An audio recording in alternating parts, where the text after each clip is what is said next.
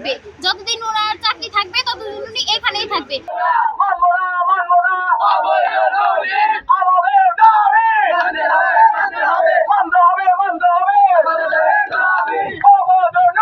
আর আমাদের মাথার তাজ বাপ মার পরেই যে শিক্ষাগুরুর হার মানে শিক্ষা, উনি যে আমাদের যে শিক্ষাগুলো দিয়েছে বাপ মার পরে সেটা ভোলার মতন না। আমাদের স্কুলের প্রত্যেক কোনায় এবং প্রত্যেক ছাত্রছাত্রীর প্রাণের স্যার হয়ে গেছে মোহাম্মদ সালাউদ্দিন শেখ।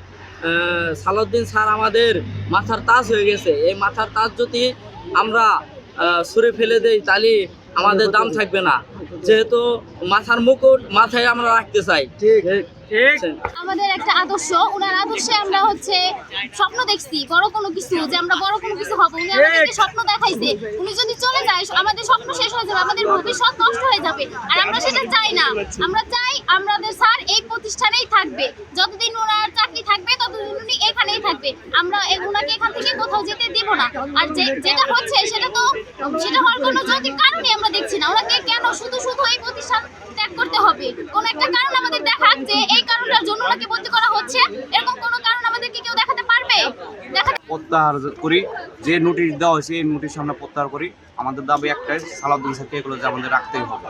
কারণ সে আমাদের অনেক ছাত্রছাত্রী আমরা আসতাম না, গাড়ি ঘোড়া তো আমাদের গার্জেনের সাথে পরামর্শ করে আমাদের এই কলেজে তিনি উপস্থিত করতেন। তিনি রেগুলার নিয়মিত ক্লাস নিতেন। এইভাবে এই স্যারকে যদি আমরা হারাই ফেলাই আমাদের জন্য দুঃখজনক।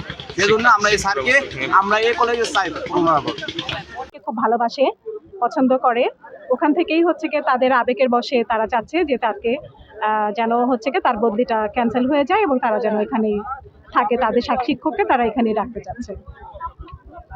যে টিচারের বদলির আদেশটা নিয়ে তারা মানববন্ধন করছে, এটা তো সংশ্লিষ্ট কর্তৃপক্ষ দিয়েছে।